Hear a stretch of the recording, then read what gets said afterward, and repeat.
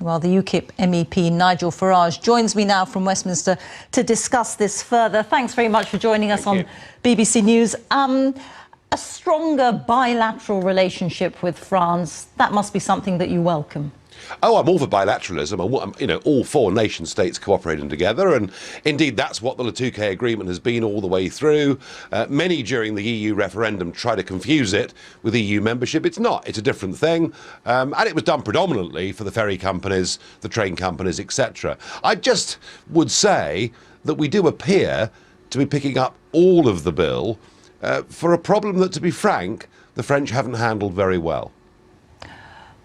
But the bill is to strengthen UK security and UK borders, isn't it? So, in a sense, why shouldn't it be our bill? Well, look, as it appears, and we'll find out more, confirmation from the press conference. But if we've agreed, and don't forget, we have put over 100 million into this in the last 3 years. If we've agreed to another 44 million, and on top of that, to take an as yet undetermined new number of migrants, then that seems to me we're giving a bit too much in this relationship. But these are two separate issues, aren't they? One is about strengthening security, which most people would presumably agree with. One can quibble about the amount of money. The issue of the migrants is something separate. As regards the migrants, if they have family ties in Britain, shouldn't there be a presumption that they should be allowed to come? Well, if that's the presumption, then goodness knows how many tens of thousands that may mean over the course of the next couple of years. The point is that nearly everybody that is at Calais or in the environs of Calais is there illegally.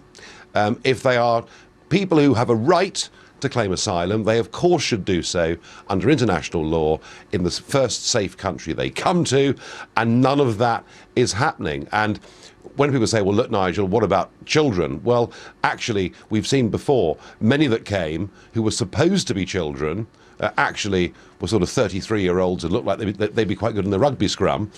We equally had what? If they are children, Mr. Farage, if they are children, do you accept the principle that they should be allowed to come if they are under 18? I don't accept the principle that they should be abused.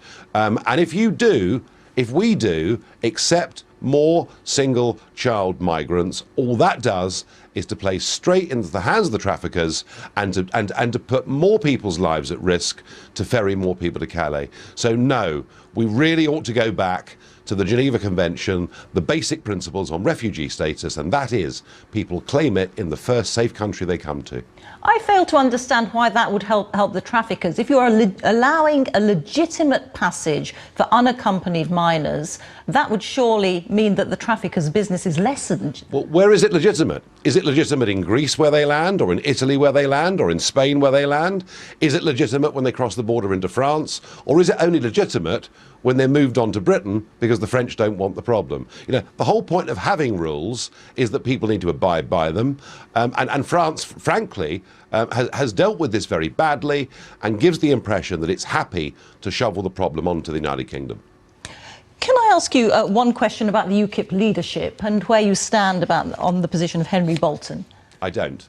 I think for former leaders to get involved in the workings of a party would be a huge, huge mistake. But are you worried that, again, the question of the leadership is in the headlines, the fifth leader since the referendum? Well, what I'm worried about is the fact that, just today we learn that 27 member states met this week to say they're going to demand continued access to British fishing waters as part of the package, the ultimate trade package that gets put. What I'm worried about is we're making big concessions on Brexit. What I'm worried about is we face some knife-edge votes coming up in the House of Commons and Lords over the course of the next year, and that British politics needs UKIP to be stable and strong. And you're right, over the last year and more, it's been through a tough time. OK. Nigel Farage, very good to talk to you. Thank you very much indeed. Thank you. Big Man Tyrone here. Make sure to subscribe to the wicked awesome Robin Hood UKIP YouTube website. He exposes the leftist crops on the British brainwashing corporation. Nice.